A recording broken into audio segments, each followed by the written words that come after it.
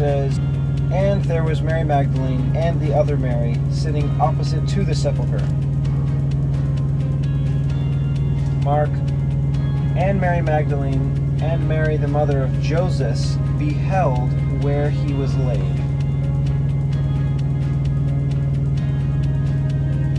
Luke and the women also, which came with him from Galilee, followed after and beheld the sepulchre and how his body was laid. John. The first day of the week comes Mary Magdalene early when it was yet dark to the sepulchre and sees the stone taken away from the sepulchre. Okay, so that is later. Just Matthew, Mark, and Luke is that these women are viewing. So the women, just these two women, Mary Magdalene and Mary the mother of Joseph. And there was Mary Magdalene,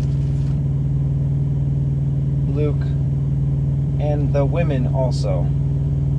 I think I'm going to exchange the women from Luke. I'll leave that off and have the women named Mary Magdalene and the other Mary, or Mary the mother of Joseph, which came with him from Galilee, followed after,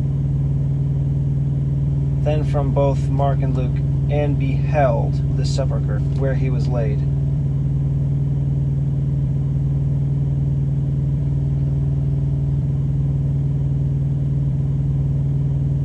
So, and is all three. There was.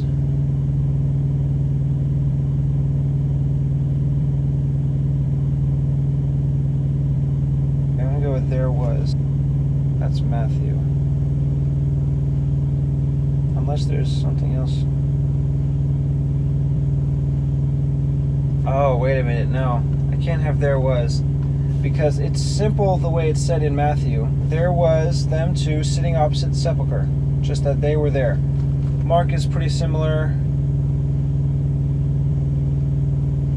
But Luke says, which came with him from Galilee, followed after. That's the action. That's a movement. Not just that they're sitting. They followed and beheld. So I think I have to leave off there was. Just go right into the name of these two women and say that they followed after. Mary Magdalene is both Matthew and Mark. Instead of the other Mary, it's more explained in Mark. And Mary, the mother of Joseph. So I'll have the from the other be both. Just Mark explains that she's the mother of Joseph. Matthew, sitting opposite to the sepulchre. Luke has just beheld where he was. Luke is where I have to continue. Also, which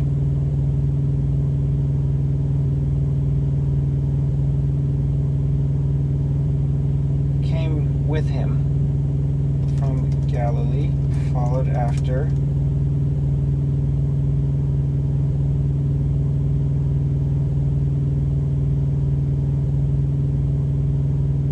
And beheld. Mark has beheld where he was laid. Luke has beheld the sepulchre and how his body was laid. I'd prefer to have that instead of he was laid, because he's not there. His body's there. And beheld is Mark and Luke. The sepulchre.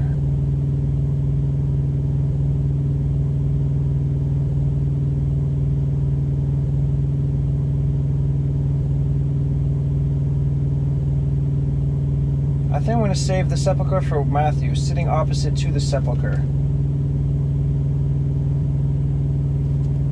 And beheld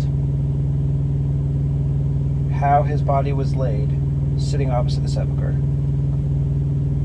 I don't need that and. Just how his body was laid is also Mark. It's the end of Mark. That's the end of Luke.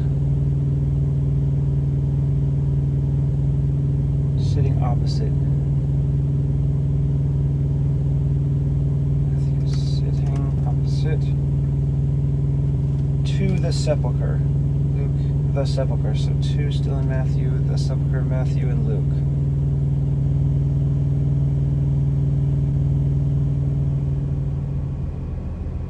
Now comes an interesting part.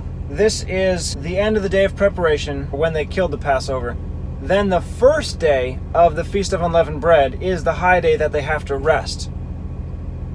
The rest of the Feast of Unleavened Bread is a feast, but they could work.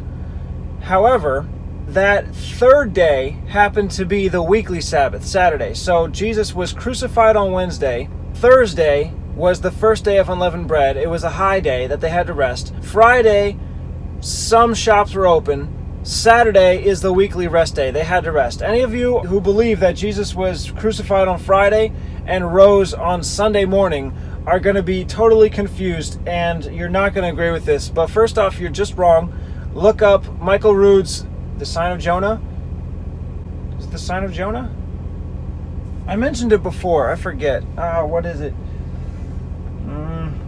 I think it's The Sign of Jonah. Anyway, he explains that Jesus actually was in the grave for 3 days and 3 nights. It wasn't just 3 partial days and 2 nights. No, it was 3 days and 3 nights, and he rose the third day. It is sort of explained in Matthew, Mark, and Luke. It's not extremely clear.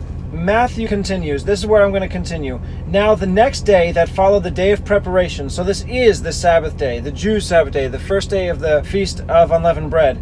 The chief priests and Pharisees came together to Pilate, saying, "Sir, we remember that deceiver said while he was yet alive, 'After 3 days I will rise again.' Command therefore that the sepulchre be made sure until the third day, lest his disciples come by night and steal him away and say to the people, 'He is risen from the dead.' So the last error should be worse than the first." Pilate said to them, "You have a watch, go your way, make it sure as you can." So they went, made the sepulchre sure, sealed the stone, and setting a watch. That's the end of chapter 27. Chapter 28 says, "In the end of the Sabbath, as it began to dawn toward the first day." So this is not talking about that Sabbath that they were speaking on. This is now the third day, the beginning of Sunday, the end of the weekly Sabbath. Mark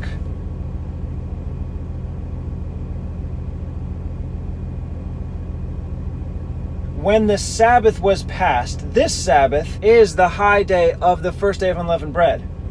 Mary Magdalene and Mary the mother of James and Salome had bought sweet spices that they might come and anoint him. So this is that Friday where some of the shops are open.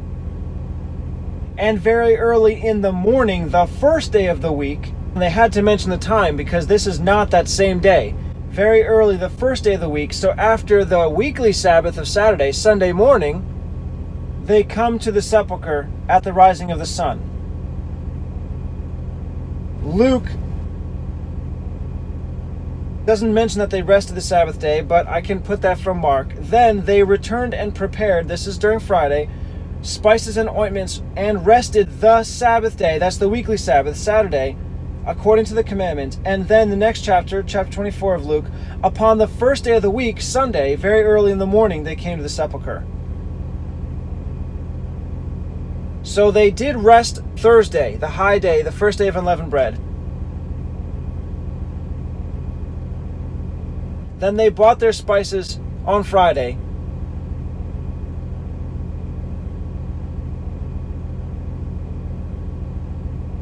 Then they had to rest again for the weekly Sabbath, Saturday.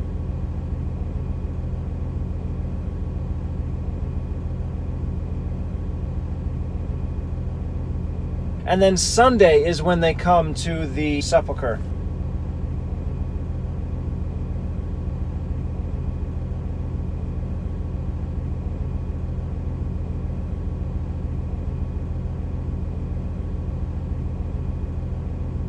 John just goes right to the first day of the week, Sunday morning. Comes Mary Magdalene early when it was yet dark to the sepulchre. So I will continue. I'll start with Matthew because they're speaking during that high day, the first day of unleavened bread. Mark says after that day, they buy the spices. Luke just says they buy the spices. and rest the next day. And then all four of them say the first day of the week. So I'm starting with Matthew. The next day that followed, the day of preparation, the chief priests and Pharisees came together to Pilate.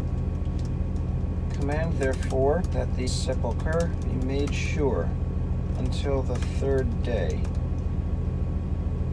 Go your way, make it as sure as you can. So they went and made the sepulchre sure, sealing the stone and setting a watch. And that's the end of chapter 27.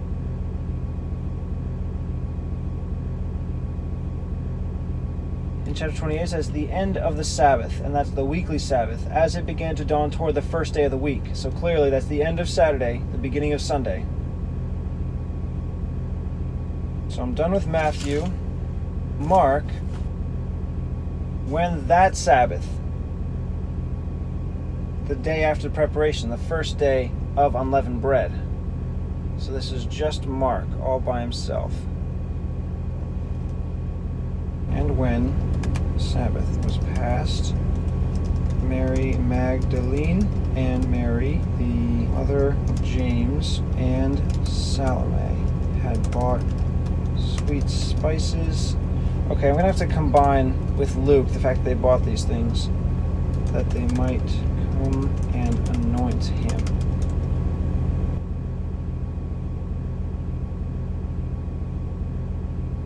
So before I say early the morning of the first day of the week, this verse I'll combine with Luke when they bought.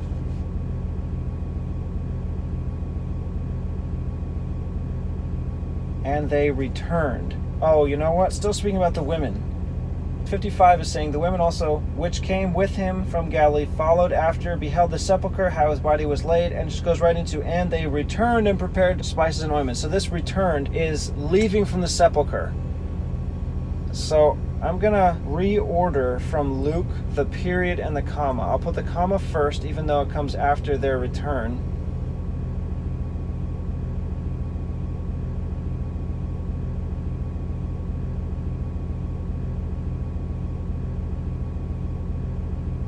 And I'll put, and they returned, and then the period.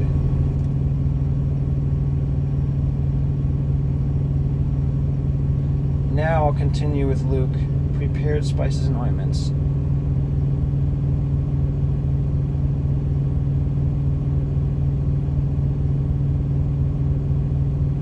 Had bought sweet spices. Okay, yeah, I'll have and prepared after bought. They bought and prepared. Sweet is only Mark. Spices is also Luke.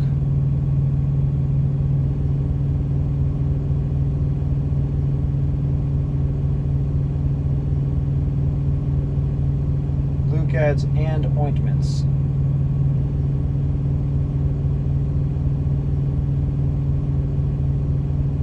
So I'll add that from Luke. They might come and anoint him.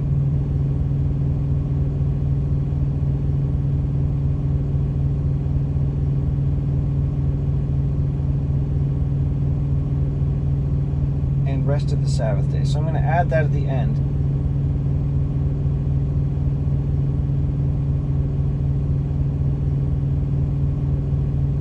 This verse should hopefully explain to all new readers.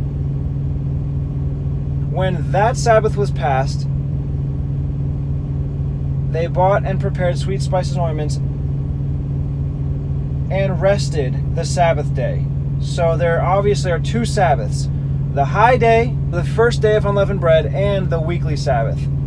This combination should be what explains it. And it's probably going to be where I have to argue a lot with people, because a lot of people think Jesus was crucified on Friday because they think these two Sabbaths are only one, and they only know about the weekly Sabbath, and they think, okay, well, they had to prepare for the Sabbath, then at the end of the Sabbath, the morning of the first day, he rose again. So that's just the one Sabbath, which makes it impossible for it to be 3 days. this is going to be the contention. When the Sabbath was passed, they bought and prepared the sweet spice and ointments.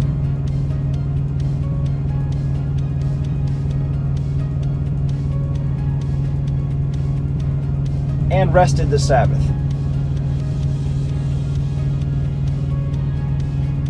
These are two different Sabbaths.